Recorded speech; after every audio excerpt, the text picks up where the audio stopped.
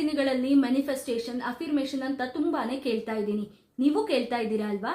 ಏನ್ ಹಾಗಂದ್ರೆ ಯಾವುದಾದ್ರೂ ಒಂದು ವಿಷಯವನ್ನ ಅಭಿವ್ಯಕ್ತಪಡಿಸೋದು, ಪದೇ ಪದೇ ಅದನ್ನ ಹೇಳ್ಕೊಳ್ಳೋದು ಮ್ಯಾನಿಫೆಸ್ಟೇಷನ್, ಅದನ್ನ ದೃಢೀಕರಿಸೋದು ಅಫಿರ್ಮೇಷನ್.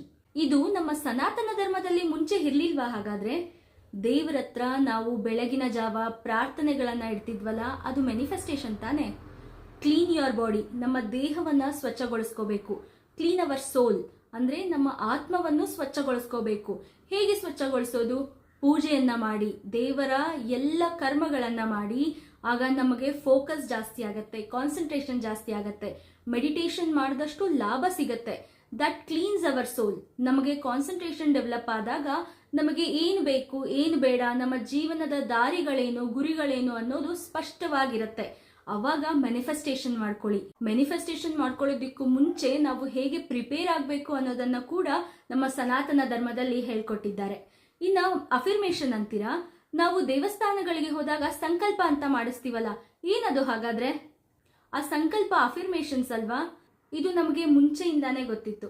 ನಾವು ನಮ್ಮ ಧರ್ಮದ ಹಾದಿಯನ್ನ ಹಿಡಿದ್ರೆ ಎಲ್ಲದೂ ಒಳ್ಳೇದೇ ಆಗತ್ತೆ.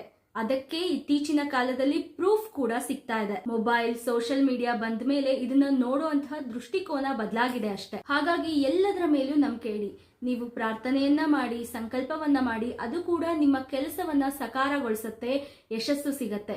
ಹಾಗೆ ಮ್ಯಾನಿಫೆಸ್ಟೇಷನ್ ಅಫಿರ್ಮೇಷನ್ ಗಳಿಂದ ಕೂಡ ನಮಗೆ ಸಕ್ಸಸ್ ಸಿಗತ್ತೆ. It is purely based on physics. Har Har Mahadeva.